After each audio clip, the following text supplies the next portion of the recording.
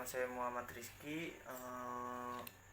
NPM saya 2017 01 500 101. Saya dari kelas R6B dari Fakultas Universitas Indah Prasta PGRI. Dan di sini saya akan menjelaskan layanan-layanan, ada beberapa layanan. Dan di sini saya akan menjelaskan layanan advokasi. Dari layanan ini, salah satu fungsi konseling adalah fungsi advokasi, yang artinya membela hak-hak seseorang yang tercederai berdasarkan HAM. Setiap orang memiliki hak-hak yang menjamin keberadaan kehidupan dan perkembangan dirinya. Fungsi layanan advokasi ini, fungsinya itu dalam konseling berupaya memberikan bantuan kepada klien saya, dan itu agar klien saya mendapatkan hak-hak yang menjamin keberadaannya. Dan di sini dalam kehidupan dan perkembangan orang atau individu atau klien yang bersangkutan kembali memperoleh hak-hak yang selama ini telah dirampas dan dihalangi atau dihambat dengan yang dibatasi atau dijegal kepada orang lain. Dan di sini ada beberapa tujuan, yang itu ada tujuan umum dan tujuan khusus. Dan di sini ada tujuan umum, itu adalah mengembangkan klien dari suasana yang menghempit. Nah, di sini dirinya dikarenakan hak-hak yang berkehendak dilaksanakan terhambat dan berkembang, sehingga keberadaan kehidupan dan dalam bidang pendidikan menjadi tidak lancar, terganggu, atau bahkan terhenti atau terputus. Nah, tujuan khususnya ini di sini ada tujuan khusus layanan advokasi dalam konseling adalah membebaskan klien dari cengkeraman pihak tertentu yang membatasi atau bahkan menghapus hak klien dan masalah klien teratasi. Nah, di sini ada komponen layanan advokasi ini. Di sini ada beberapa komponen. Yang pertama itu adalah korban pelanggaran hak, yaitu korban pelanggaran hak klien saya, dan di sini yang B itu ada pihak-pihak yang berkaitan atau bersangkutan. Nah, di sini dalam asas-asas layanan advokasi ini ada beberapa layanan, yaitu ada asas kesukarelaan, asas keterbukaan, dan asas kegiatan, dan asas kerahasiaan. Dan di sini ada beberapa pendekatan, yaitu pendekatan strategi dan teknik layanan advokasi. Di sini ada format kolaboratif. Konselor langsung berkomunikasi dengan pihak-pihak yang dimaksud dengan menggali informasi, kesempatan, dan kemudahan. Dan di sini serta dalam kerjasama hal-hal positif lainnya demi mengembalikan hak klien yang selama ini kurang dan tidak dinikmati oleh klien yang dimilikinya. Dan di sini ada selanjutnya ini nomor 2 itu ada strategi BMB3. Nah, dalam hubungan dengan pihak-pihak terkait, konselor mengembangkan suasana BMB3 demi terpecahkan permasalahannya, yaitu solusi yang terbaik sehingga klien dapat memperoleh hak-hak yang telah dimilikinya. Dan selanjutnya di sini ada nomor 3 itu di sini ada teknik, yaitu di beberapa tekniknya ada beberapa teknik, yaitu ada teknik wawancara, yaitu diskusi dan mempertimbangkan bersama, pada umumnya dipakai dalam hubungan dengan hak pihak-pihak yang terkait. Nah, selanjutnya di sini ada teknik yang studi dokumentasi ataupun data aktual, yang itu berkenaan dengan kondisi klien dan hal-hal terkait dengan permasalahan hak-hak dan implementasinya. Nah, selanjutnya di sini ada solusi tentang pengembalian hak klien, diambil dari pihak berwarga negara, dapat dengan memperlakukan secara bertingkat ataupun atas hasil musyawarah yang pihak-pihak yang terkait. Nah, di sini ada waktu dan tempat. Waktu dan tempat ini berkegiatan layanan advokasi bervariasi disesuaikan dengan kedudukan pihak yang terkait dan kesempatan yang tepat bagi konselor melaksanakan tugasnya. Nah, di sini ada yang kelima itu ada berkaitan kegiatan pendukung. Nah, keterkaitan pendukung ini di sini ada beberapa. Yang A itu ada keterkaitan jenis layanan lainnya. Yang B itu ada keterkaitan kegiatan pendukungnya. Nah, kegiatan pendukungnya ada beberapa, yaitu yang pertama itu ada aplikasi, instrumentasi dan himpunan data, dan selanjutnya ada konferensi kasus, dan selanjutnya itu ada kunjungan rumah, tampilan pustaka, dan ahli tangan kasus. Nah, selanjutnya di sini ada operasionalisasi layanan advokasi. Nah, di sini ada perencanaan, pengorganisasian unsur-unsur dan sarana layanan, dan selanjutnya di sini ada pelaksana layanan, terus penilaian dan tindakan lanjut.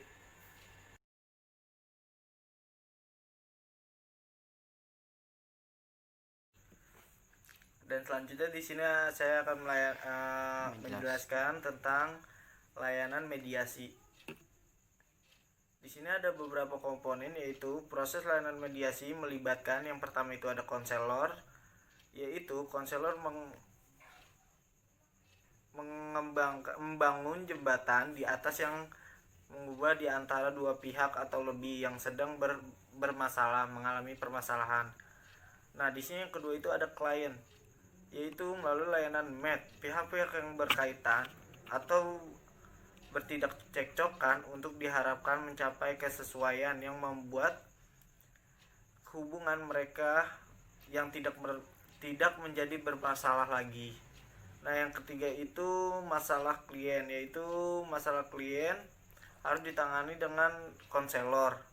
Nah, itu di sini ada layanan ini ada beberapa asas, yaitu asas konseling yang perlu dapat diperhatikan dan diterapkan dalam layanan mediasi ini. Ada itu di antaranya ada yang pertama asas kerahasiaan, asas keterbukaan, asas kesukarelaan, dan asas kekinian.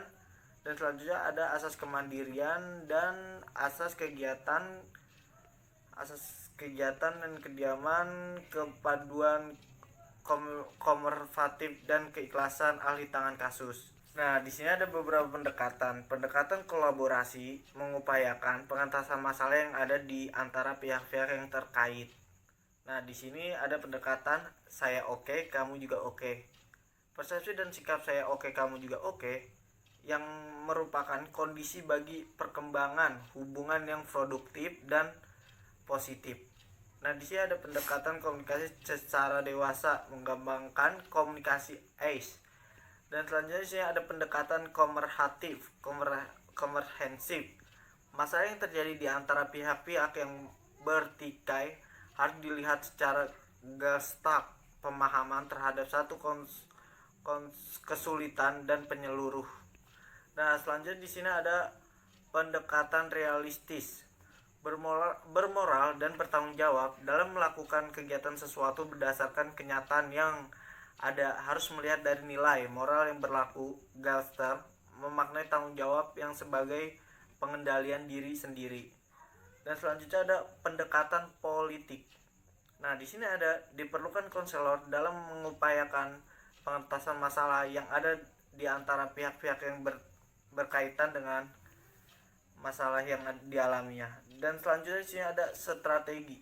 Nah, layanan yang dilakukan konselor berorientasi pada penegakan strategi BMB 3 untuk mendorong kedua pihak dan berpikir, merasa, bersikap, bertindak, dan bertanggung jawab dengan positif yang menghadapi, membicarakan dan mencari solusi berkenaan dengan masalah, konsultasi, dan pihak ketiga. Dalam layanan MED, konselor mengajak mengimplementasikan nilai-nilai karakter cerdas oleh pihak-pihak yang dengan yang lainnya. Teknik di sini selanjutnya ada teknik umum. Nah, teknik umum ini menerima terhadap klien yang posisi duduk. Proses layanan diawali dengan penerimaan sehingga klien atau peserta layanan merasa diterima dengan kehormatan, kesukarelaan, keterbukaan dan yang menyiarkan atau berkembangan sesuatu yang kooperatif dan kondusif. Dan di sini ada penstrukturan, mengembangkan pemahaman klien tentang apa merupakan dan untuk apa serta bagaimana layanan mediasi itu. Dan selanjutnya di sini ada ajakan untuk berbicara.